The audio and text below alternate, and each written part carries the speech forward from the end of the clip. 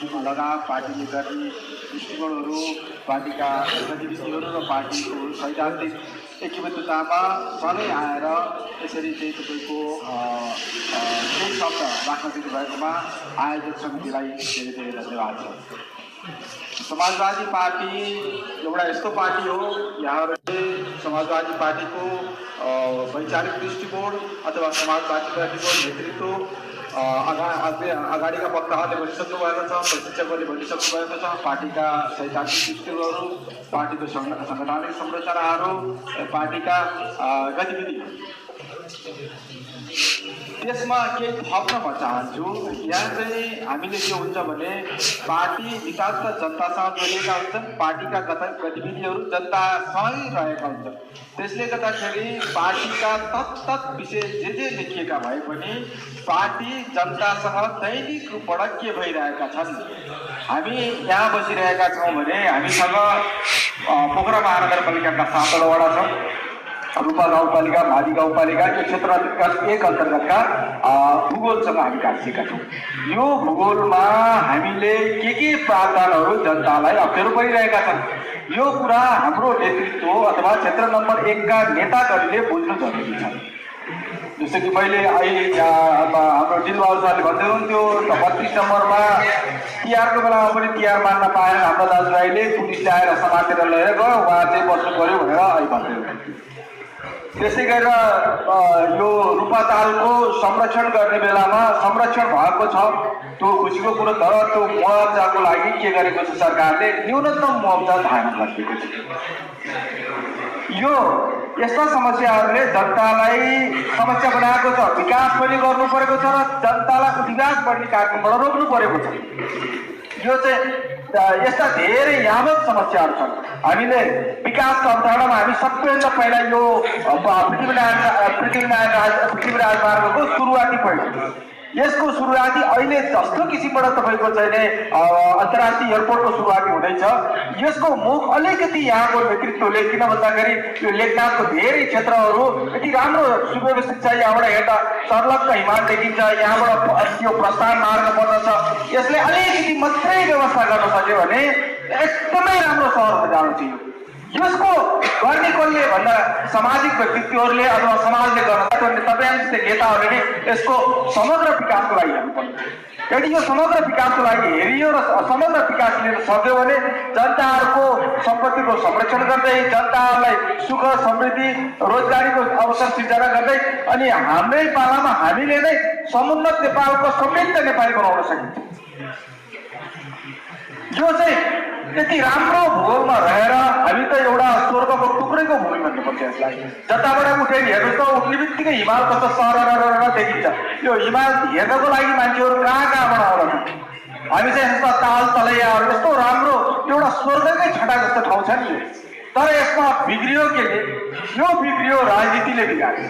राजनीति दलहरू जसले नेतृत्व गरे यो 50 वर्षको सेरोफेरोमा जुन राजनीतिक दलहरूले like the KC-135 strategy, take off from the Incirlik Air Base. गरे तपाईले फर्केर हेर्नुभयो र यही बसिराख्ने हो भने देखिँदैन होला। तर अलिकति बाहिर गएर तपाईँको चाहिँ चाइनामा जानुहोस् अथवा चाहिँ तपाईँको मलेसिया जानुहोस्, दुबई, कतार, हाम्रा दाजुभाइ धेरै गएका छन्, युरोप त छोडिदिनुहोस् न। त्यहाँ गएर हेर्नुभयो भने यो 50 वर्षको अवधिमा धेरै फरक मान्छे, धेरै अगाडि गइसकेको छ मुलुकहरू। किन? त्यो के भने राजनीति सही ट्र्याकमा गयो, राजनीति नेताले सही दृष्टिकोण दिए र जनताहरू आज सुखशैल गरेर बाँचिरहेका छन्। मलेसियामा महातिर महसिनले लिएको एउटा राम्रो नीतिको कारणले गर्दा अवस्थामा हाम्रा मलयाका लाउरे भएर दाजुभाइले रक्षा गरेर डाँडा त्यहाँ चाहिँ तपाईँको चाहिँ एउटा शान्ति स्थापना गरिदिएको ठाउँलाई आज चाहिँ हाम्रा दाजुभाइहरू त्यहाँ गएर काम गर्नुपर्ने अवस्था आयो। त्यो राजनीतिले सही ट्र्याक लिएन।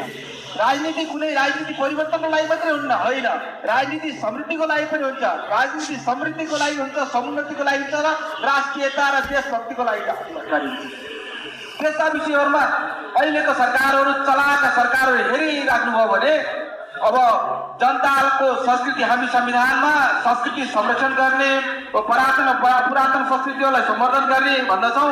तर एउटा कुरा मैले अहिले भर्खरै म यहाँहरूलाई भन्न मन लाग्यो, जस्तै कि संस्कृति संरक्षण भन्नेमा हामीले अहिले तपाईँको जुम्लामा, हुम्लामा, मुगुमा लगायतका कर्णालीका हाम्रा चाहिँ तपाईँको संस्कृतिमा छाउगोठ अन्त्य गर्ने भनेर विदेशी डलर ल्याएर त्यो चाहिँ तपाईँको नै धर्म खेलाएको त्यो विभेद हो। त्यो चाहिँ तपाईँको सदियौँदेखि नै त्यहाँ नराम्रो कुप्रथा गर्ने प्रथा होला हो।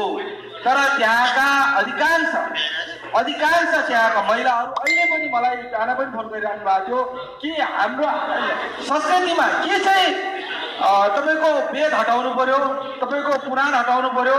वेद र पुराण पाठ गराएर अगाडि लैराख्ने र त्यो वेद र पुराणले तपाईँले यसो गर्नु हुँदैन, तपाईँ गर्नुभयो नर्कमा जानुहुन्छ भनेर पढाइदिने अनि त्यहाँ चाहिँ पश्चिम साम सबै ड्याङ ड्याङ हटाउने मान्छेको मनोविज्ञान के हुन्छ? त्यो सुधार्नुपर्छ। गलत भएका चिजहरू, कुप्रथाहरू, तपाईँको चाहिँ कुसंस्कारहरूलाई हटाउनुपर्छ। तर जबसम्म जनताको चेतनामा सही रूपले ट्र्याक गर्न सकिँदैन, उनीहरूलाई विश्वासमा दिन सकिँदैन अथवा उनीहरूलाई विश्वास सुधार गर्न के गर्न सकिँदैन। जस्तै छाउ प्रथालाई नै सरकारले मैले भन्नु चाहन्छु यहाँबाट कि सरकारले सुधार्न चाहेको हो भएको भएदेखि छाउकोट गरिबीले गर्दा छाउकोट बनाएका मान्छेहरू बस्न नसक्ने गरेर त्यहाँ जति जघन्य चिजहरू गरिए, त्यहाँ तपाईँको चाहिँ बलात्कारका घटनाहरू आए, यावत घटनाहरू आए। तर त्यसलाई सुव्यवस्थित गर्नलाई तपाईँको टहरा बनाउन सकिन्थ्यो, बिजुलीका लाइटहरू दिन सकिन्थ्यो अथवा त्यसलाई चाहिँ तपाईँको चाहिँ एउटा व्यवस्थित गर्न सकिन्थ्यो। त्यसै गरेर तपाईँको एउटा सामुदायिक भवन बनाउन सकिन्थ्यो। सामुदायिक भवनमा जो छाउमा गएर तपाईँको चाहिँ बार्नुपर्ने अवस्था आएको छ भने उनीहरूलाई जीवनयापन सम्बन्धी शिक्षा दिने, त्यसपछि तपाईँको सामूहिक भोजन कीर्तन पौष्टिक जान्ने भोजनहरू सरकारको तर्फबाट व्यवस्था गर्ने र जीवनमा अब तिमी ठुलो भयो र तिम्रो ठुलो भएपछि यो संस्कृति जान सकिन्छ। त्यसै यावत चिजहरू अध्ययन गरेर त्यो संस्कृतिलाई सुधार गर्न सकिन्छ अवस्था। तर कम्युनिस्ट चिन्तन भएका साथीहरू त्यो संस्कृति अन्त गराउन लाग्यो। त्यो संस्कृति त्यहाँ मात्रै होइन, फेरि यहाँ पनि जस्तै हामी यहाँ गुरुङ दाजुभाइहरूको मर्दा पर्दा हामीहरू चाहिँ अर्को गर्छौँ अथवा हाम्रो संस्कार छ, संस्कृति छ। एक किसिमले हाम्रो त्यो सरकारले मान्छेहरू यहाँ यत्र भेला जम्मा भएर त्यसै बसिरहेका त्यो मान्छे हटाउ भन्यो भने भोलि हेर्नु होला यही सरकार रहिरह्यो भने यहाँ तपाईँ हाम्रो संस्कृतिमा अरू गर्दाखेरि अथवा मृत्यु कर्महरूका विभिन्न संस्कारहरूमा उनीहरू बन्द गर भनेर विदेशीका डलर लिएर लौरो हालेर भत्काउन सक्ने अवस्था छ। किनभने त्यो छाउकोटमा भत्काएको, जबरजस्ती भत्काएको चिजहरू यही सरकार र यही स्कुल, यही चिन्तन, यही कम्युनिस्टको चिन्तन रहिरहेर यिनीहरू संस्कार र संस्कृति भत्काउ भन्नमा लाग्यो भने भोलि यहाँ आएर पनि तपाईँको यो चाहिँ यो के अरे भन्दाखेरि अर्को नगर भनेर चाहिँ लौरो लिएर विदेशीका डलर लिएर भत्काउन आउने सम्भावना छ। यो देखिन्छ, नजिक देखिन्छ नि कसले के गर्दैछ र कहाँ पुग्छ, कुनै बाटो हिँड्न थाल्यो भने त्यो मान्छे यहाँ आइपुग्छ भने देखिन्छ नि। कर्णालीमा तपाईँको चाहिँ अहिले विरोध गर्दा हामीले यहाँबाट नबोलियो भने भोलि यहाँ आउँदा कसले बोल्छ फेरि? मैले यही कुरो मलाई सम्झाएको छ। खसान बनाउनुपर्छ भनेर हामी खसको मुद्दामा धेरै एकातिर लायौँ। खसको पहिचान र तपाईँको चाहिँ सामर्थ्यका आधारमा खसान प्रदेश बन्छ, त्यसलाई राज्यले कर्णाली भन्यो र त्यो प्रदेश खसान हुनुपर्दछ भनेर। तर खसान बन्नुपर्छ भनेर काङ्ग्रेस र कम्युनिस्ट संयुक्त रूपबाट मिलेर पहिलो पटक खसान बनाए। तर हामी न हामीलाई पार्टीले भन्यो न तपाईँको चाहिँ के अरे बन्दाखेरि चाहिँ कुनै राजनीतिक दलले भने कसैले पनि खसान बनेर बन्नुपर्छ भने मलाई यति दुःख लाग्यो कि त्यत्रो वर्षदेखि दुःख गरेँ। तर कोही कम्युनिस्टहरू त बोल्ने थिएन, अरू कोही पनि बोलेनन् कि खसान किन भएन भने। त्यो प्रभाव आज के देखियो? आज तपाईँको बागमतीसँग बनियो पहिचानका प्रदेश गर्ने यदि खसान बन्ने बेलामा हामीलाई साथ दिएको भए, म एकजनाले खसान हुनुपर्छ भन्दाखेरि हुनु पाएन, सबैले साथ दिएको भए त्यो प्रदेशको बाटो गइसक्यो। त्यसले गर्दाखेरि हामीलाई सबैभन्दा ठुलो मुलुकको चिन्ता छ। मुलुक जब राष्ट्र भए नै हामी राजनीतिक दलमा रहन्छौँ, जब राष्ट्र भए नै राजनीतिका सम्पूर्ण भागमा रहन्छौँ। त्यसले गर्दाखेरि हामी पूर्वका, पश्चिमका, उत्तरका, दक्षिणका, मधेसका भनौँ, खस भनौँ अथवा तमुवानका भनौँ अथवा चाहिँ किराँतका भनौँ, सबै दाजुभाइको एककट्ठा भएर जब हामी संयुक्त रूपमा हातेमालो गरेर, जब हामी संयुक्त रूपमा एकले अर्कालाई अँगालो हालेर एकले अर्काका दुःख पीडाहरू सकारेर जान सक्दैनौँ, तबसम्म मुलुकको राष्ट्रियता अथवा मुलुकको राष्ट्रभक्ति अथवा तमाम देशभक्त नागरिकहरूको एउटा चाहिँ तपाईँको चाहिँ समग्र मुलुक भनेर देखाउन सक्दैन। त्यसले के गर्छ? अहिलेको जस्तो अहिलेकै राजनीतिक दलको चिन्तनले, अहिलेको जुन चिन्तन, अहिलेको जुन सरकारका प्रधानमन्त्रीले लिएको चिन्तन छ अथवा समग्र कम्युनिस्ट ध्येय बोक्ने साथीहरूले लिएको चिन्तन छ, त्यो चिन्तनले मुलुक अगाडि जान सक्दैन। त्यो चिन्तन के थियो? हिजोको अवस्थामा उहाँहरूको चिन्तन थियो जेल लिएर बसेर तपाईँको राजनीति विज्ञान अध्ययन गर्नुपर्छ। राजनीति विज्ञान अध्ययन गरेपछि राजनीतिले जनताको जनजीविकाको सवालमा के गरेको छ, के गरेको छैन, जनताको उत्पीडन के हो होइन पहिला अध्ययन गरेर त्यसलाई निर्कल गर्नु पर्यो। उहाँको अध्ययन केमा थियो? राज संस्था फाल्नको लागि मात्रै थियो। उहाँहरूको अध्ययन सुरुको अध्ययन केमा थियो? राणा शासन फाल्नको लागि मात्रै थियो। कुनै शासन व्यवस्था फाल्दैमा जनताको मुक्ति क्लियर हुँदैन, मुक्ति त्यसको सार्थक हुँदैन। कुनै पनि शासन व्यवस्था पल्टाउँदैमा जनताले मुक्ति पाउँदैन। तर जनताको मुख्य समस्या के हो? जनताको गरिबीको मुक्ति कसरी गर्न सकिन्छ? जनताको समृद्धि कसरी ल्याउन सकिन्छ? हामीले कल्पना गरेको राम राज्य, हामीले कल्पना गरेको यहाँ तपाईँको स्वास्थ्यमा निःशुल्क हुनुपर्छ। जस्तोसुकै असाध्य रोग होस्, नागरिकले 1 रुपियाँ पनि खर्च नगरिकन राज्यको दायित्व हुनुहुन्छ। जनताको शिक्षा, गुणस्तरीय शिक्षा, शिक्षा भनेर तपाईँको अहिलेको सरकारी स्कुल शिक्षा होइन कि गुणस्तरीय शिक्षा, एउटा नागरिक जन्मिसकेपछि त्यसको सबै शिक्षाको दायित्व राज्यको हुनुपर्छ। जब ऊ शिक्षित भएर माथि आउँदछ तब त्यसको रोजगारको सुनिश्चित राज्यको हुनुपर्छ। उसले रोजगार गर्न पाउने, उसको श्रम तिहाएर तपाईँको चाहिँ राज्यमा गर्न पाउने अधिकार राज्यको हुन्छ। उसले रोजगारको सुनिश्चित, तब मान्छे रोजगार सुनिश्चित हुँदछ। तपाईँको मान्छेलाई चाहिँ तपाईँको स्वास्थ्यमा तपाईँको उसले ढुक्कले म बिरामी भनेको राज्यले गर्छ भन्दछ र उसले चाहिँ तपाईँको सम्पूर्ण रूपबाट राज्यपट्टि दायित्व छ। उसले आफ्नो व्यक्तिगत सम्पत्ति राख्ने लालसा नै राख्दैन। अहिले हाम्रो शासन व्यवस्थाको कारणले गर्दाखेरि मान्छेले अहिले हेर्नुहोस् त 70 करोडको तपाईँको चाहिँ घुसको चाहिँ कुरा आइरहेको, तपाईँको एन्टेल काण्ड हेर्नुहोस्, तपाईँको ललिता निवास काण्ड, यस्ता यी त देखिएका प्रकृति घटनाहरू भए। यी घटनाभन्दा कति धेरै घटनाहरू छन्, कति धेरै घटनाहरू छन् जुन घटनाहरूले जनतामा व्यवस्थापट्टि नै वितृष्णा बनाइरहेको छ। त्यो कारण के छ? मान्छेको सम्पत्तिपट्टिको लालसा अत्याधिक बढेर गएको छ। अत्याधिक बढेर आफ्नो होइन कि दरसन्तान होइन कि तपाईँको पुस्तकमा राख्ने सम्पत्तिहरूको चाहिँ लोभले मान्छेहरू भ्रष्ट भएका छन्। मान्छेहरू चाहिँ तपाईँको चाहिँ धेरै किसिमको व्यवहारमा गएका छन्। त्यसले गर्दाखेरि म यहाँलाई भन्न चाहन्छु कि हामी एउटा राम राज्यको कल्पनामा लागेका छौँ।